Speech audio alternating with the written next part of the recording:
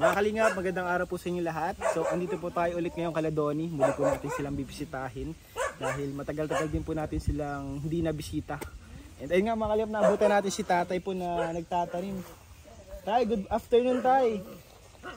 Anong ginagawa niyo dyan tay? Patanim ng ng magugulay, sitaw. Sitaw? Sitaw sa talong dun, talong. Kasi nabakad ako ng ilang araw na, walang trabaho ngayon. Nambakante ka tayo ng ilang araw? 4 na araw na. 4 na araw, matagal-tagal pa tayo kami hindi nakabisita. Nagtatanong nga sa akin kung kailan daw trabaho namin. Sabi ko ako, wala pa, di pa natawag si engineer. Kasama niyo po siya yung nasa trabaho loob po. ko yan, nagtatanong dito kung kailan daw nakapisa. Sabi ko, wala pa rin kako, tabay nga rin kako ako ngayon. Grabe, ang sipag po ni tatay, nagtatanim po ng gulayin. So yan mga gulayin yan tayo, pang ulam-ulam nyo yan tayo. Ulam-ulam na lang. Pang sarili. May mga malunggay. Ito tayo mga malunggay dito, tanim nyo yan? Tanim ko yan, yung mga saging na yun. Ito mga saging? Grabe oh. Tanim ko lahat yan, ang ganyan yun. Daming tanim oh. So kumusta kayo dito tayo? Matagal-tagal po kung di nakabisita. Mabuti naman. At gawa ng kahit pa paano bagay, kay lang. Tsaga-tsaga kung anong hindi pagkakitaan, doon na lang. Saka bakasyon po baga sila yung mga bata no. Di man kailangan ng baon. Dito na lang, gulay-gulay na lang.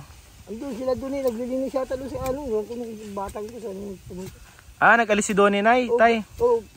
Doon pupunta raw, babalik pupunta dito. Pupunta ng mga kapatid niya yun.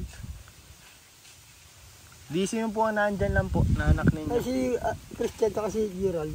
Si Christian at si Gerald lang. So yung mga kalingap, si tatay. Tay, na pinaabot ba sa'yo nila Donnie yung sinabi ko sa kanila? Oo, sinabi nga sa akin. Sabi ko ay, buti naman kung gano'n, gawa ng, kung wala akong gawa, ako na lang magagawa. Kaya kung trabaho ko naman ba yan? Oo, nagkakarpentero. So tayo sama mo ko tayo, tingnan natin tong bahay nyo. Ano baga dito tayong mga kailangan tayo dito para i-repair ito? Yung katulad ng bubong. Bubong?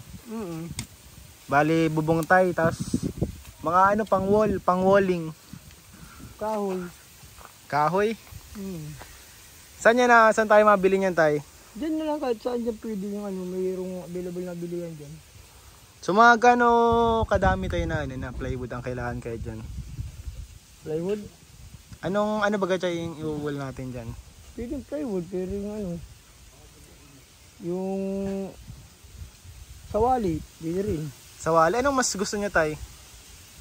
Sawali o Depende sa inyo kung ano lang pwedeng pagkano ng budget, kung ano lang siyempre, kung ano may bigay sa amin, yun na lang, hindi na kami naghahanap ng pa. Mga magkano kaya tayong magagastos kapag yan, ini-repair yan? Pag re-repair talaga yan, ara-ari mo nang gagastusin dyan.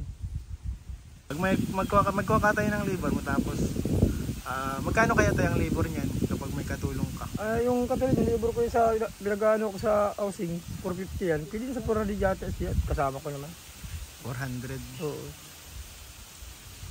Pwede naman yun tayo pag magkuha kang katulong, natin, sauda namin kayo. Kayong dalawa na para pati ikaw, meron ka din para may allowance ka man din dito at mapagod dyan na nagagawa ka, wala ka mga Ay normal yun, para sa akin, salamat din naman ako kung meron. May mapapaayos Pero okay lang yan tayo na dito kayo na nakatayo at sa baga to irrigation. Okay lang yan kasi unang-una authorization pa ako ng NIA. Ay, authorize ka ng NIA. Authorize ako ng NIA kasi dati ako empleyado ng NIA. Ako gumagawa ng mga housing project nila, yung kanila sila. Ay, okay. Ako lang may authorize dito, iwan ko doon. Hindi ko alam sa kanila. Ay, opo. So authorize ka pala dito. So maganda tayo Oo. So tayo maganda dito tayo natin.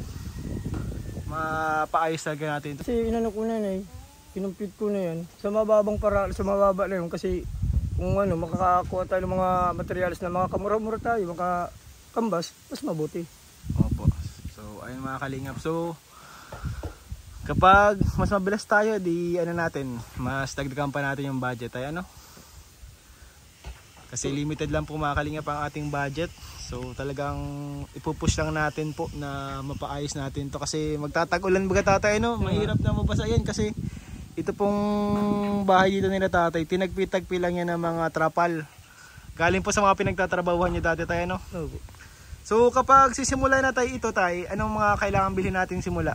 Ano po kailangan po natin dyan ng pako, kahoy. Yun ang kailangan yung unang-unang kakailanganin dyan. Yun tayo muna ang kakailanganin tayo, no? Mga gaano kaya ito katagal tayo kapag inayos tayo?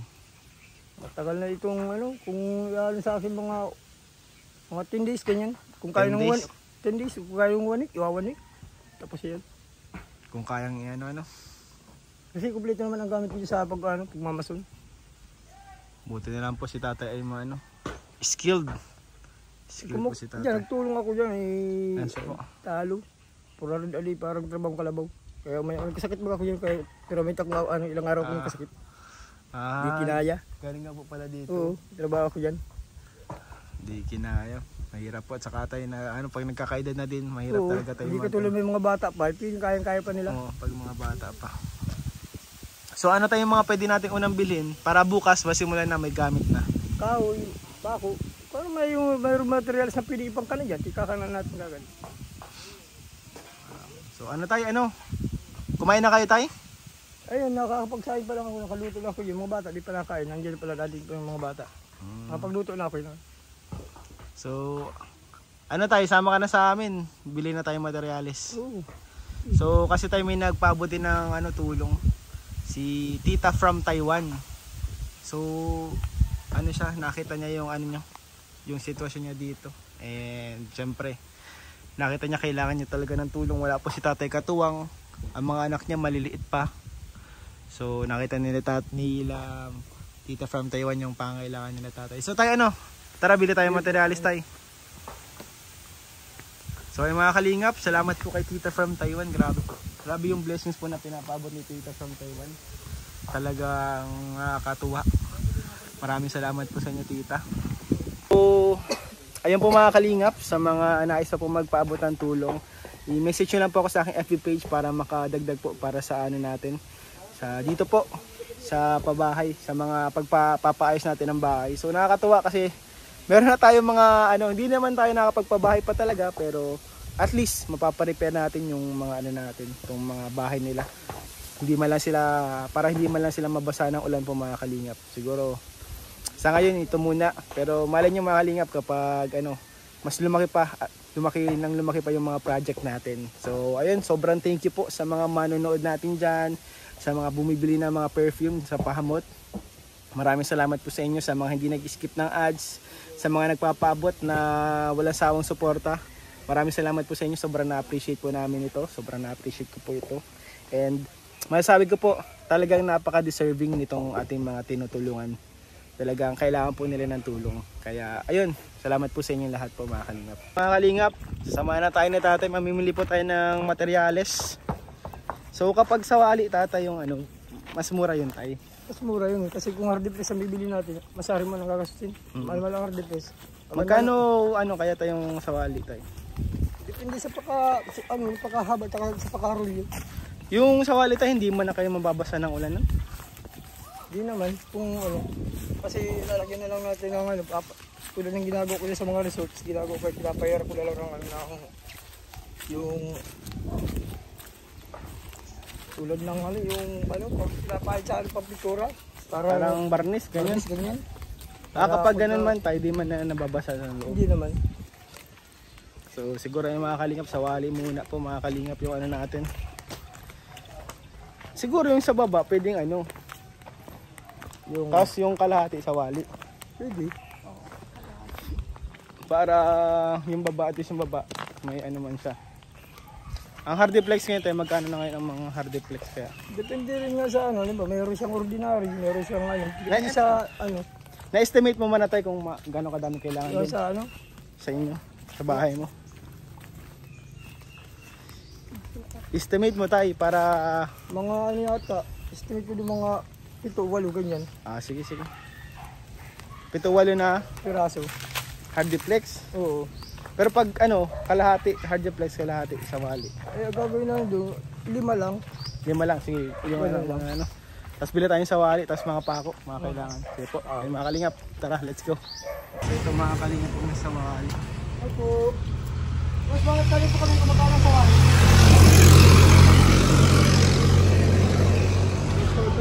So yung mga kalingap, hindi na po natin binilhan ng sawali sila tatay. So ifo-fold na po natin to na Hardiflex plywood kasi mahal din po yung sawali po mga kalingap.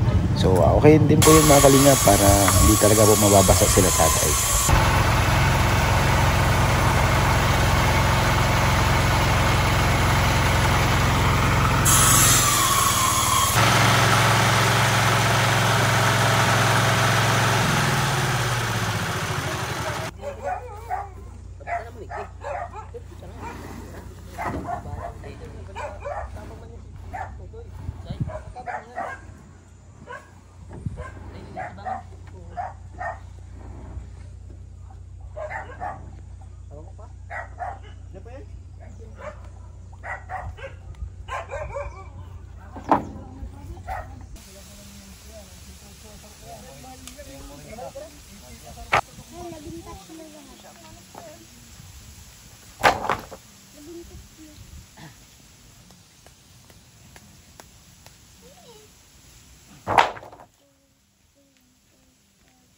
Ayun tayo.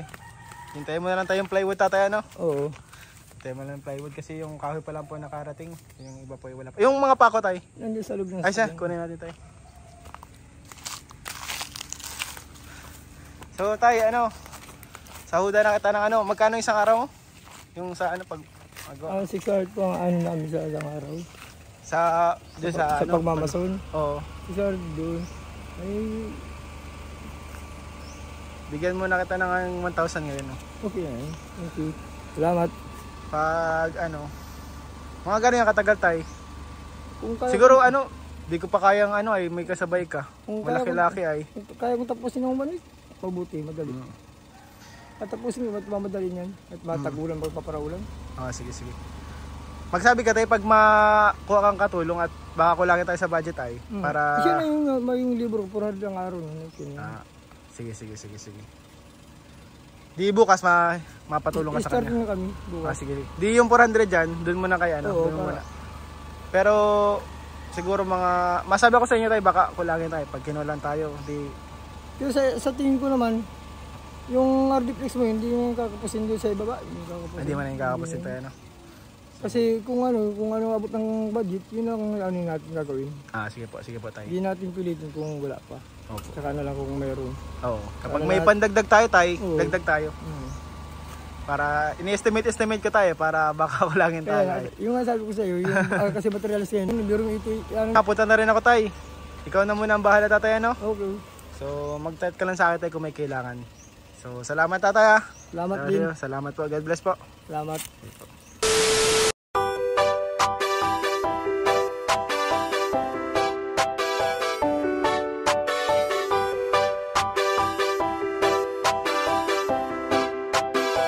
Walang iba laging nandito.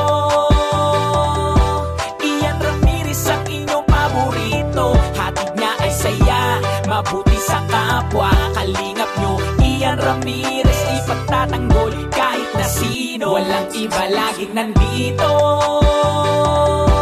Ian Ramirez ang inyong paborito. Hatid niya ay saya, mabuti sa kapwa. Kalingap nyo, Ian Ramirez ipagtatanggol kahit na sino. Lagi niyong makakasama, tumulong sa ating mga kapwa.